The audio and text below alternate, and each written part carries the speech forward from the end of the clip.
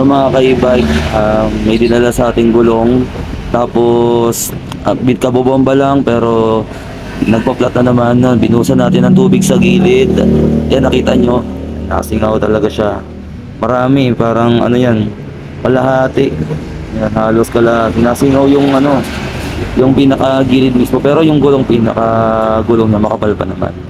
Yan, sa gilid na daan, no? Okay, so ang gagawin ko ngayon dyan na tatanggalan ko na ng hangin at syempre lalagyan natin ng tar sealant yan pag ganyan, pag sa mga gilid-gilid na sa tar sealant na yung solusyon natin doon. Yan, kita nyo, lakas kasi kinabukasan nakikita ni customer na flat agad yung gulong niya. Sa tri-wheel to na e-bike, e-trike, no? So lalagyan natin siya ng tar sealant. Sa tar sealant naman yung paglalagay niya napakadali lang. Pipisilin mo lang siya. So tatanggalin mo lang naman yung pinaka parang nagsisilt niya sa loob. Nasa takip. Hindi ko na napakita dyan, ano. Hindi kasi na-videohan na nagbibideo natin. At ayan, binubuksan ko pa yata yung pinaka takip. Yan, sinisikwat pa yung takip. Yan lang naman yan kasi hindi dadali ng maayos pag ganyan eh. So natanggalan natin. Aalugin nyo muna yung tar sealant, no? Yan, so naalog ko na yan.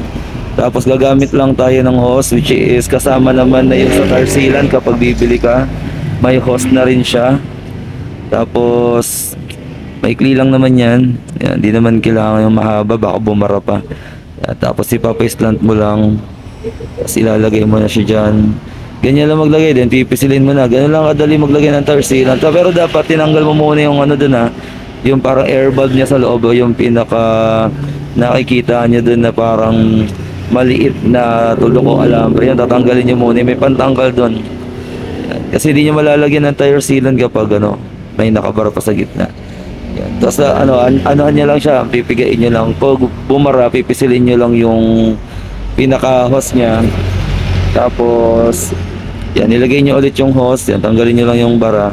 Then continuous ulit sa paglalagay. So pisilin mo ng mabuti kasi para hindi bumalik tapos bumara. Kasi nabara-bara rin yan, gawa ng tar sealant ngayon. Baka detect lang siya ng ng butas, babarahan niya. Kaya dapat malakas yung pag press mo.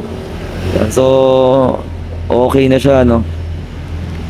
Yan yung sabi ko sa inyo. Tapos ayan yung pantanggal dyan. So papasikipan mo lang siya, sikipan mo na mabuti, baka sumingaw pa.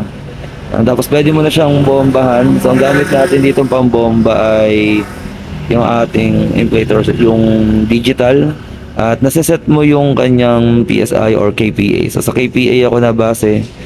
So yan, may katumbas na PSI din naman yan. Nasa gulong naman yan, nakalagay kung ilang PSI, nakalagay naman kung ilang KPA. So KPA ako na base. Yan, so kapag na-detect niya na may pressure na lumalaban na, tataas na rin yan. So sinet ko 280 ba yun? So kung 280 yung sinet ko, mamatay din siya sa 280. Ayan, tataas siya. So ganyan lang yung ating inflator, no? Dahan-dahan lang, tapos pwede mo dalhin kahit saan. At the same time, power bank na rin yan. So napakaganda ng ating inflator. So kapag gusto mo na ng mga ganyang klaseng inflator, PM mo lang ako. At ayan. So hanggang 280 pa yan. Kahit mabagal, tsatsagain lang natin. Di naman sobrang tagal.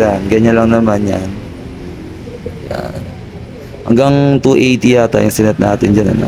So pag 280, kagandahan sa inflator na to, pusa siyang mamamatay kapag na-reach niya na yung sinet mo. Yan. So namatay na siya, then yun. Tapos i-check na natin yung gilid. Check natin yung gilid. Pero kung may singaw pa rin yan, ang gawin nyo, ialugin nyo lang yung gulong. Shake nyo lang. Balibalik-tarin nyo lang yung gulong. Kasi masisild niya yun, yung mga butas na yun. Then kapag na-sealed niya na yun, di go na. Yun na yun, sarado na yun. Hindi na yun basta-basta sisingaw pa. Yan, so baliktaran, nilagyan natin. Wala na, no. Then naalugin lang natin yan para sure. Sa pag umiikot naman na yan, nag-i-splash naman yan sa loob, di ba? Kumakalat naman yan, kaya okay lang yun. Pero syempre para di mawala yung hangin, kailangan naalugin mo para mawala na yung pinakasingaw niya sa gilid. So ganyan lang kadali yan, alugin niya yung sinasabi ko. Tapos babalik ta rin nyo yan. para yun lahat ng gilid ano niya no, matakpan. So ganun lang mga ka-e-bike. Yun sa hindi marunong maglagay ng tire sealant. Ganun lang kasimple. So sa lahat ng mga manonood dati, maraming salamat sa inyo no. Please subscribe to my channel. Huwag niyo kakalimutan mag-subscribe no. Then comment ka kung taga saan ka para malaman ko. Salamat.